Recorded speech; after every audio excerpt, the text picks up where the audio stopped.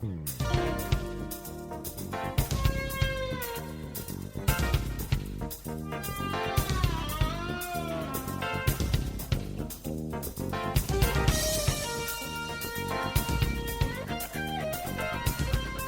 to The More Perfect Union, the podcast that offers real debate without the hate. I'm Rebecca Kushmiter, a progressive feminist who injured my ankle. I would like all of you to pity me in Kensington, Maryland, and I am joined this evening by DJ McGuire, a conservative feminist who injured his hand, but you don't have to pity me at all if you don't want to, from Suffolk, Virginia. What is wrong with you guys? Oh my gosh. Thank goodness we live in a country with free health care. Oh, goodness. I'm Greg Matuzak, a common sense liberal who is not watching the Emmys or Billy Bush from Cincinnati, Ohio. And Kevin Kelton is on vacation with his lovely fiancée, Jessica. So we are going to be like a wagon with only three wheels tonight. We're going to be bumping along here, but you can follow us on Twitter at hashtag MPU Podcast and on Instagram at MPU Fan Club. And we have just added a social media manager to our happy team here. Sarah Beth is our latest addition. She is out there plugging away for us, and we're super psyched to have her on board. So I think she's going to join us next week. I hope she's going to join us next week because she brings, that will be fun. A much-needed youth perspective. And she's in Pennsylvania, so she's got eyes on the ground in some of the more interesting battleground regions. I know. With her joining us and Kevin being gone, she drags our median age down to something like 74. I'm really excited.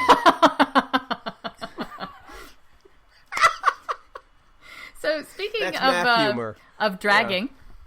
Yes. Let's talk about Ukraine, where the president was apparently trying to drag promises out of the president-elect of Ukraine on that whistleblower phone call that Kevin considered not talking about last weekend. Deej, how do you feel about our decision to cover that a week ago in light of what we know now?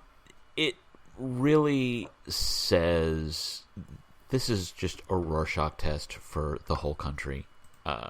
If you are really okay with the President of the United States deciding that national interest and the advance of democracy around the globe is less important than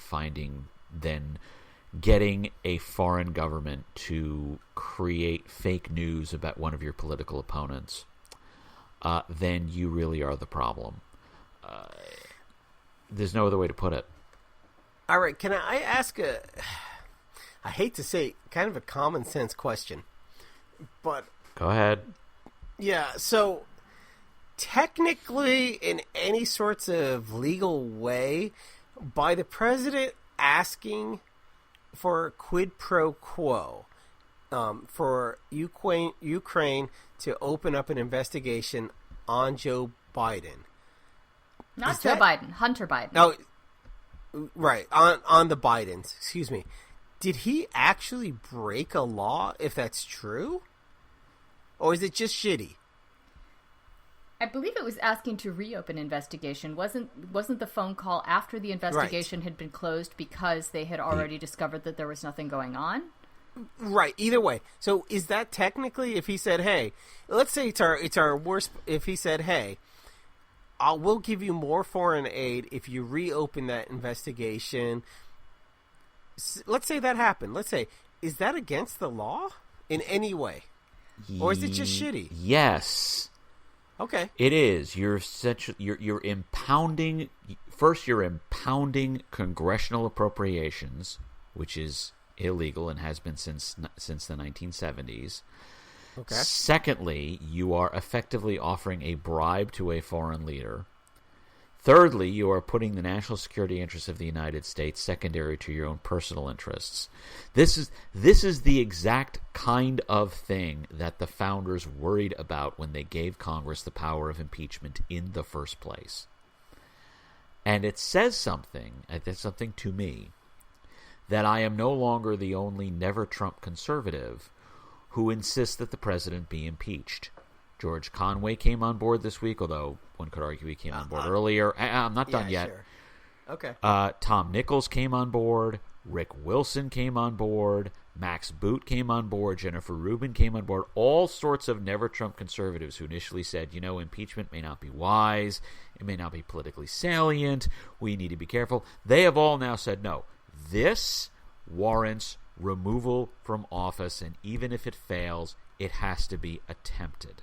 Because you do not want the President of the United States effectively damaging your own country's national security, and that's what Donald Trump is doing by insisting that a country at war with a tyrannical enemy can only get the friendship of the United States if they help him muscle in on a political opponent.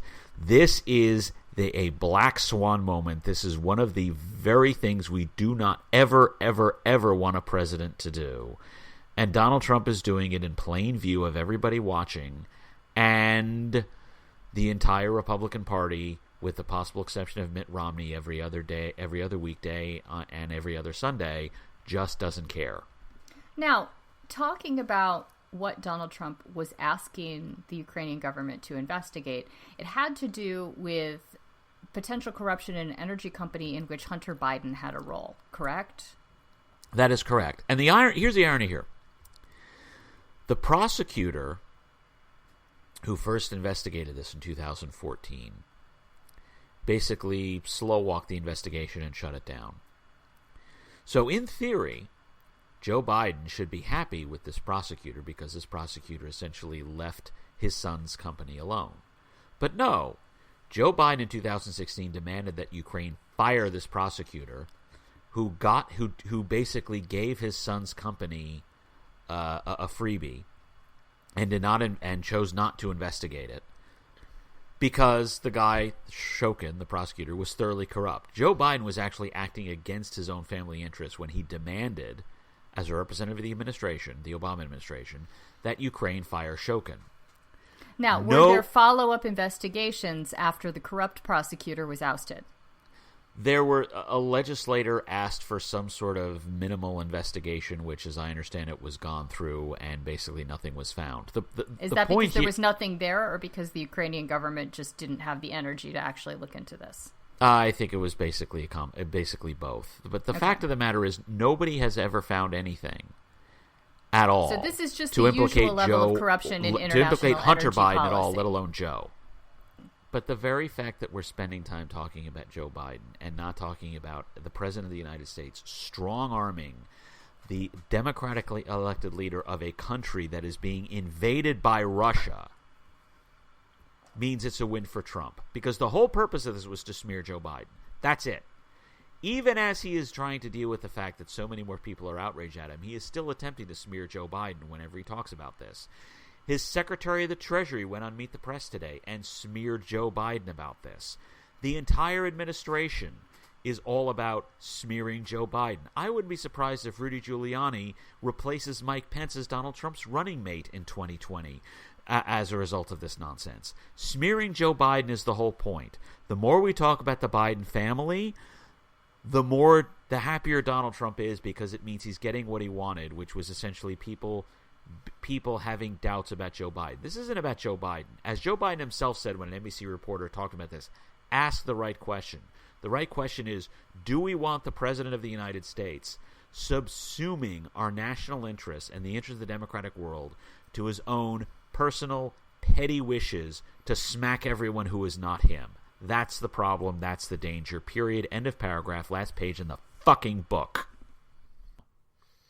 Well, if it makes you feel better, I will endorse Joe Biden right now for you. How's that? Well, speaking of the primary, and speaking of people gaining support over Joe Biden, Elizabeth Warren has edged past Biden in the Des Moines Register poll, which is considered the gold standard of Iowa polls. This is the first time she's up 22 to Joe Biden's 20. Well, I think we can put a little bit of that to what DJ was saying, but once again, the gold standard of Iowa polls. This is where I make my obligatory Iowa joke, where do people actually read in Iowa? Thank you. Just kidding, Iowa. I love you guys.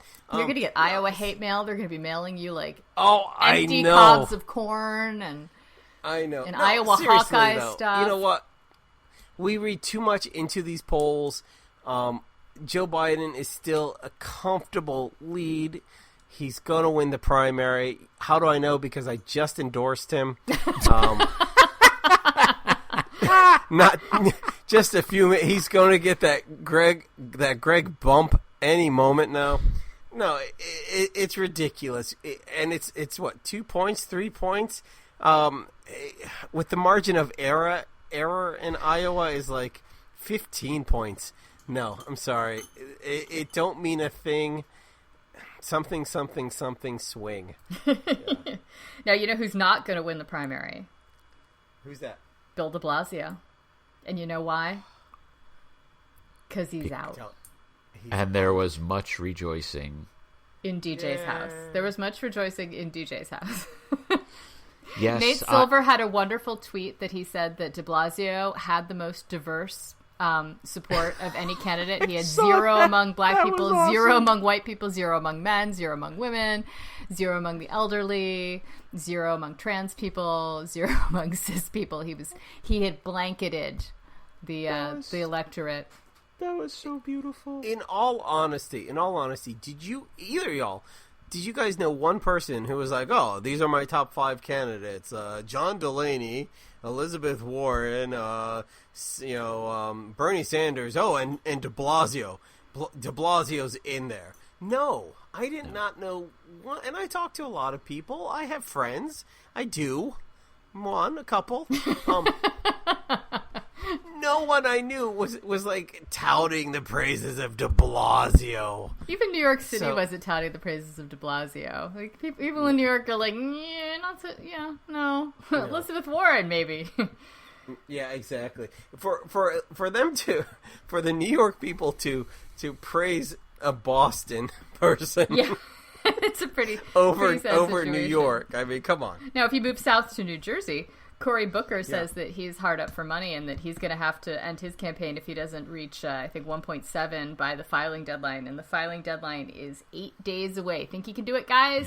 Think there are 1.7 million who will send $1 to Cory Booker? I actually might, because I think he's scrappy. But I've been saying this for years. I think he'd make a better vice president and then future president.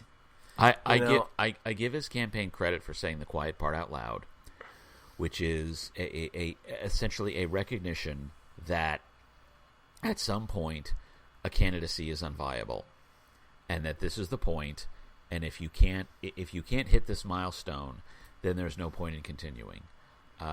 There are a number of candidates who are going to go well past their sell-by date, and my guy may very well be one of them.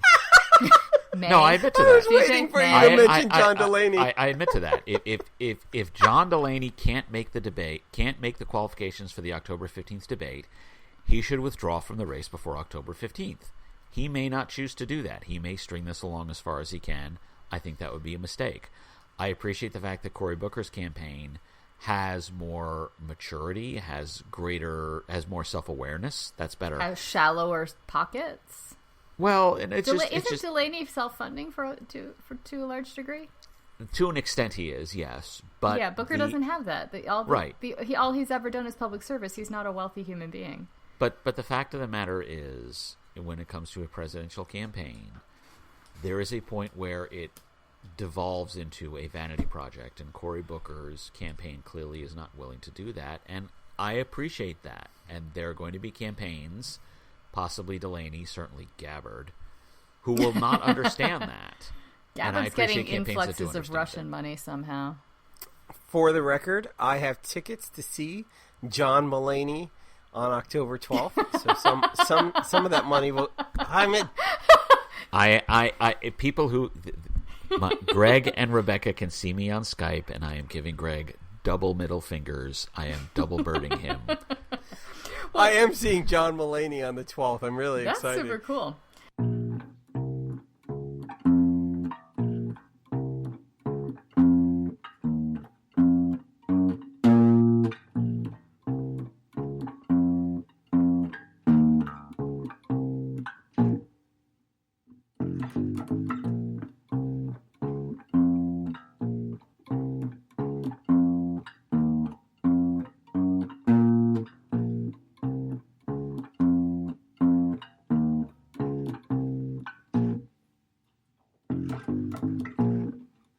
Yeah, thanks. So you know what might help, like John Delaney or Cory Booker, is if they had a campaign manager with the loyalty of Corey Lewandowski, who he didn't make it quite to the finish line with Trump. He never got a job in the White House. I think it because he knocked up a campaign staffer at the same time he knocked up his wife, or was it because he punched a reporter? I can't remember. He was the one who knocked down a reporter. Okay, so he knocked down a reporter, and he didn't get to be in the White House. Right. But he was the one Trump called when he wanted to fire Jeff Sessions in an attempt at obstructing the Mueller investigation. And Lewandowski was in Congress testifying about that this weekend, and he might have even told the truth once or twice. It's hard to say. Did either of you guys watch it or read any of the follow-up? Wait, that was this week? Yeah, it was Thursday. Yeah. Damn.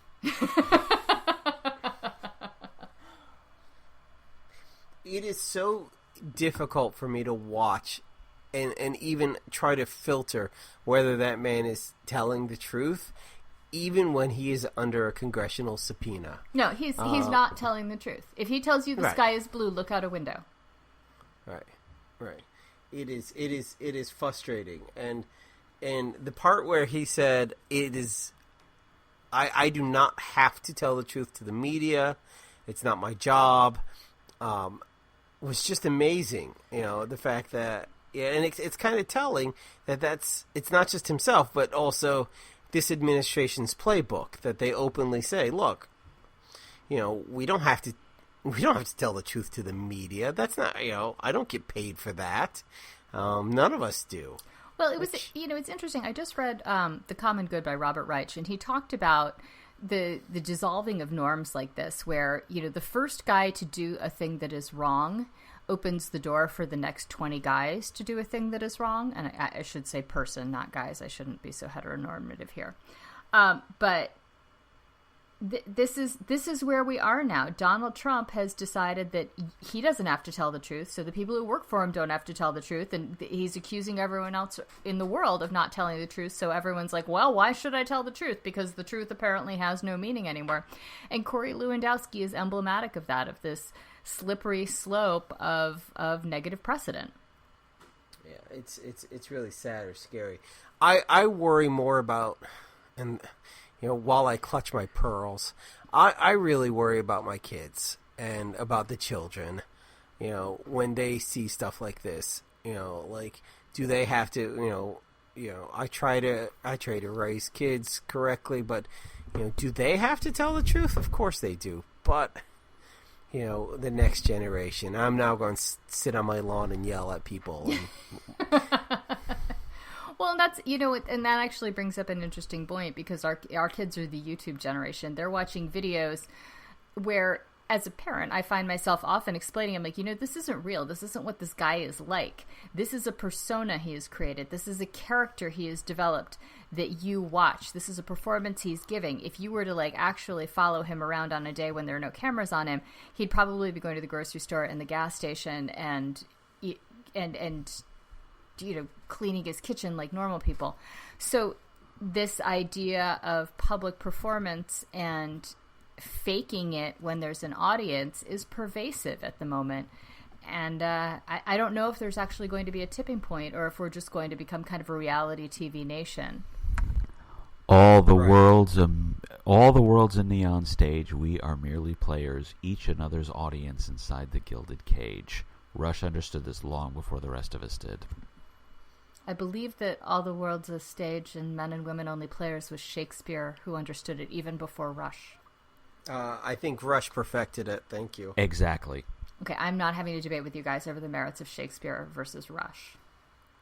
I think we know who the obvious winner on that one is. The Fed was doing things this week, things that only DJ understands. The Fed cut interest rates. DJ was banging his head really loud. I could hear it from my house. Okay. Why did I'm going to jump in, though. Why? But DJ, lower interest rates means that I can get a better deal on things that I want to buy. Lower interest rates means that this is good for me, isn't it, DJ? No. Damn it. God, that's the kind of articulate banter that we all expect from the More Perfect Union. Right. All right. Quickly, explain to me like that I know something about finance. Why, in a quick way, why I was wrong. This week's DJ Screams at the Void segment is sponsored by... Do we have a sponsor this week? Rush's Greatest Hits. There we go. Sponsored by them. Okay. The prevailing theory has always been that, yes, lower interest rates make it easier to borrow, which spurs aggregate demand, which moves the economy forward. There are a few of us who insist that excessively low interest rates encourage market concentration, which depresses wage growth and exacerbates inequality, inflates the asset bubble, which also exacerbates wage inequality. It also exacerbates income inequality because it exacerbates wealth inequality, and it encourages more investment in risky assets, which pushes us closer to the kind of disaster that occurred in 2008. Those few of us who actually understand the way the economy works and understands that macroeconomics are undergirded by microeconomics are very upset at the Federal Reserve continuing to move in the wrong direction from where it should be, which is to normalize interest rates, which is to raise them. I have a new hero. He is the president of the Boston Federal Reserve, Eric Rosengren, who specifically stated the problems with lowering interest rates and noted that our economy is not in a position where we should be lowering interest rates, we should be raising them. If there is concern over the damage done by Donald Trump's trade war, the best thing to do is to replace Donald Trump with someone who will end the trade war by lowering tariffs, not lowering interest rates and depreciating our currency and exacerbating the problem. That seems like a good answer to me. I'm in favor of any argument that involves replacing Donald Trump. That was pretty straightforward. Thank you. Yeah. So now Donald Trump never won an Emmy for The Apprentice, and he never will. But Billy Bush, his good buddy, is on the Emmy red carpet tonight, 3 years after the Access Hollywood tape broke and however many years after that tape actually happened. Is that how long guys need to pay penance? Well, so Billy Bush didn't actually say like he was going to grab anyone by the pussy. He did but not, he enabled. No. Okay, and he stayed silent. Okay? I mean, he literally at one point, what was it? He offered him a Tic Tac. I mean, he said horrible things in a dressing room, in the dressing room with Donald Trump. And then he was like, "Here, give her a hug," because he knew what he was just about to say. I mean, it was completely unprofessional. And then he didn't say anything about it to anybody. Like, "Hey, this is not right. You know, we just went and met a co-star. This guy was talking very inappropriately, and in fact, he was kind of toadying up to him." So, you know, at this point, is 3 years enough? We saw Louis C.K. earlier, was it last year, after 6 months, you know, try to do a stand-up special, and there were a lot of people who called him out. And you have to remember, some of the behaviors that got Louis C.K., that had happened like 10 years before. It was only recently that he had been caught. So it's this real sliding... I mean, my head is dizzy when I think about it. We're going to need like a sliding scale or a slide ruler to figure out what is the penance for some of these people. Well, here's a question. Billy Bush was a guy who interviewed celebrities. Mm-hmm. That was his job. He was the kind of guy who interviewed celebrities as they went and did celebrity appearances. So he was in a lot of these green rooms and these tour buses prepping for these interviews. And the fact that he was able to just go, "Ha ha ha, Donald, you are such a funny man, have a Tic Tac," says to me that that's not the first time he's had a conversation like that. How pervasive are conversations like this among the extremely rich and the extremely famous that Billy Bush was used to it and had a way of dealing with it? You know, Billy Bush clearly wasn't an agent of change. But was he just numb to it because that's how a lot of old rich guys act? Probably. This was probably a situation where Billy Bush was not hearing things he had not heard before. He was not hearing things that were dramatically different from the environment in which he lived, and it says something more about all of us, and I've revisited this on various occasions, that we, for whatever reason, for a bunch of reasons and none of them good, have treated male sexual conquest as a good thing and something to be admired, even if the woman conquered did not actually want to be conquered. We have treated sex as an invasion, and we have said that the male who does the invading is the hero. It's the one circumstance where the invader is the hero and the invaded is not. And Billy Bush was probably used to that, and so he probably heard it, and he either viewed it as acceptable, which would be horrendous for him, or he was inured to it, which is horrendous for all of us.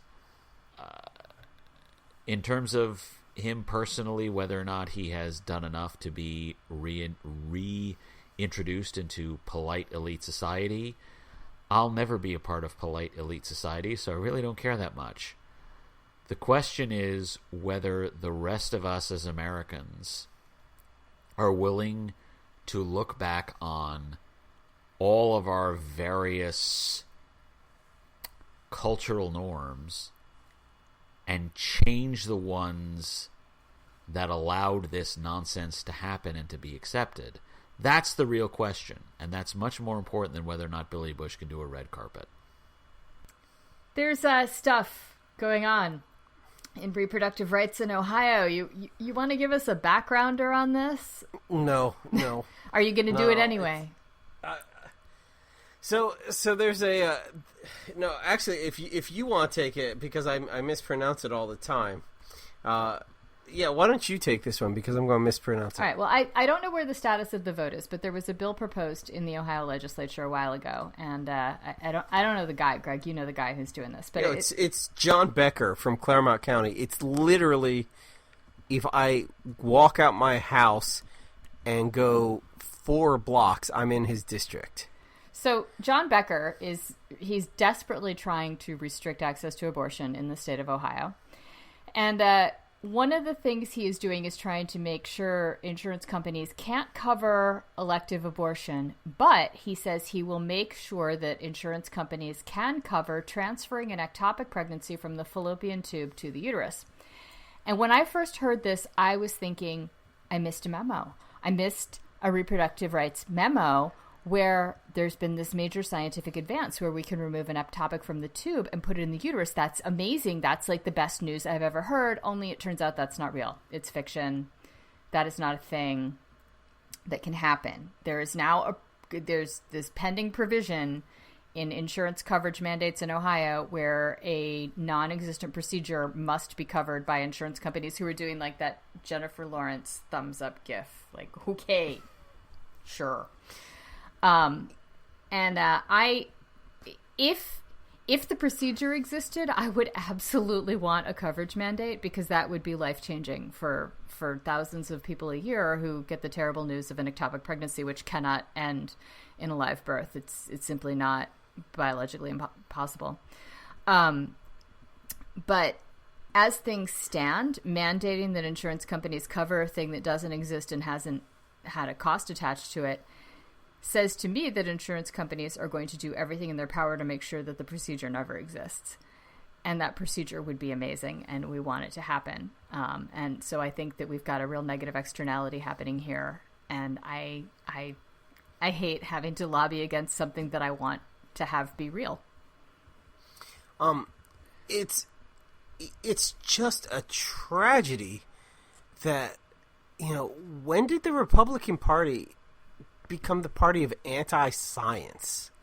I mean, this is like, and yes, this is something that I asked my wife. You put this up on the document. You're like, hey, there's this thing about. See, I can't even pronounce it. Is it ectics? Ectopic, and it means a pregnancy Ectopic. where the fertilized egg has embedded in the fallopian tube instead of in the uterus. And you know what's funny is you said ectopic. It was in our document. We were supposed to look it up sometime this week, and of course I didn't. And so as I'm walking upstairs to do the podcast, I asked my wife. I said, "What the hell is an ectopic birth?" And my wife just immediately knew what it was. I think my 13-year-old knew what it was. And I'm like super old. I'm the oldest one here without Kevin. But we're talking a matter of 6 months. Yes, but We're all born in the same year. but we are all born in the same year. But you the point being is, you do not have anything remotely resembling ectopia. exactly. And I've never heard of this though. And I have 2 children. I watched both my children being born. I went through all their visits. It's not like I'm not, to quote my kids, woke. No, guess, here's what happened, Greg. You'd never heard the term ectopic pregnancy because it didn't come up. But you went for a dating ultrasound in the early first trimesters of both of your wife's pregnancies. And they went and looked, and what the sonogram techs may or may not have said overtly to you guys is, we're making sure this pregnancy is in the right place.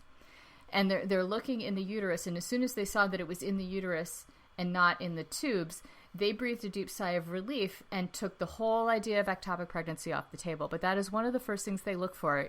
That they want to make sure the pregnancy is in the right place, because the implications of a pregnancy that is implanting in the tubes are just tragic. You're pregnant, but you're not pregnant. You are not having a baby, and your life is at risk, actually, if we don't take care of this. And I could go on and on about what the outcomes of ectopic pregnancy are, but in no case do you come home 40 weeks later with a bouncing baby in your arms. And it's sad. It's a heartbreaking story. Now, from a political perspective, I have perhaps a unique position among us, in that I am almost certainly the only one of the 3 of us who has actually spent some time as a member of the pro-life movement. And the best way for me to describe this politically was a comment I made to a friend of mine, where I said the pro-life movement was my House Targaryen. It was the queen across the water.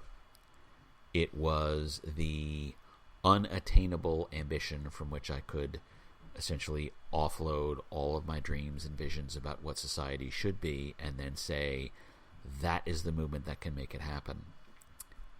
King's Landing is burning, folks. That's really all I can say about this. For those of us who are Game of Thrones fans and understand what Daenerys Targaryen really became, that's what the pro-life movement is now. They are now shooting down any attempt to change incentives that would actually enable parents to bring children into the world, as we saw in the Alabama disaster earlier. And now they are talking about not helping folks who are pregnant change their economic reality so that they can actually bring children into the world. No, they want to keep an eye on ectopic pregnancies to see if they can be so utterly restrictive and restricting that they can affect those as well. They're doing the exact opposite of what they're supposed to do. They're doing the exact opposite of what they said they would do when they started this movement some 40-odd years ago. They are becoming caricatures of themselves. It is painful to watch as someone who still thinks that preborn children should be saved and that the government should do what it can to save those children. I no longer think changing the law will help them for a whole host of reasons, but watching these people pretzelize themselves so badly that regulating ectopic pregnancies is more important than changing the economic incentives for parents in a situation where they're not sure that they can handle a child who is still preborn. It's just mind-boggling, and it's heartbreaking. I cannot believe that this movement has so thoroughly lost its way and has so thoroughly reaffirmed the Eric Hoffer theorem and become a racket.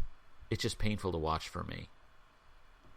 It's painful to watch for a lot of people, and to anyone who has experienced an ectopic pregnancy and the sad to tragic consequences of that. We here at the More Perfect Union, our hearts go out to you, and we wish you nothing but well in dealing with the emotional fallout of all that. And now we are coming to the end of our evening, and we're going to abruptly switch tracks and discuss possibly the most important topic of the evening. There was a tweet last night where a woman named Liz Dewicki, I can't pronounce her name correctly, she posted a photo and said, "One has to go forever. Which one do you choose?" And the photo showed an array of candy: Snickers bar, Reese's Peanut Butter Cup, Milky Way bar, Kit Kat, plain M&Ms, or Twix bar. And I put to my esteemed colleagues here, which do you sacrifice in the great candy Hunger Games? I'll let you guys go first because I know the answer, and I'm going to be the odd man out. DJ? Snickers. Because Snickers kills people with allergies in a way that the others don't. And actually, it was my ex-wife's favorite, so that may have personally biased me, but there you go. Snickers. See, get rid of them. And I agree with DJ, but only partially because of the allergy thing, because I know too many technical details of allergies, but because I don't believe nuts belong in chocolate, and I do not believe nougat should be peanut butter flavored. It should be nougat flavored. Greg? Okay. Where do you come down? You know what? I was totally against you both until DJ gave me probably one of the best reasons to throw Snickers under the bus. It was his ex-wife's favorite. I will always stand with a brother on that. I Thank you. Never sir. met his ex-wife. Never liked her. But I will.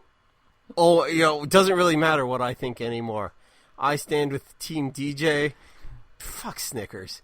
Okay? There. I will always stand with a friend on stuff like this. Snickers is dead to me. I will never eat a Snickers bar again just for that reason. I am loyal. I am your Huckleberry. Done. There. I had an opinion. Personally, I'm a Zagnut guy, but it doesn't matter. Well, so for all of you who said Milky Way was the candy bar that has to go, I invite you to send your Milky Ways to my house. And thanks for listening. If you enjoy what we do here, please check out our website, mpupodcast.com, and follow us on Facebook at facebook.com/moreperfectunionpodcast. You can share our link on your Facebook timeline so your friends can discover us as well. They will thank you for it. Your friendships will be deepened. The emotional connection will be greater. And if you'd like to join us in our political debate between shows, join us in our Facebook group, Open Fire Politics. We're all there, and we are all there. I rejoined Open Fire this week, guys. I jumped back in there, so I'm in.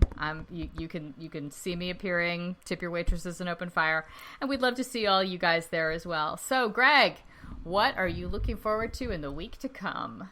So I don't know if you guys know, tonight is the 20th anniversary of when The West Wing debuted, and I know Rebecca, you don't actually watch TV. I watched The West Wing, though. West Wing was a TV show. It meant a lot to us. If it's got Stockard Channing and Martin Sheen, I am there for it.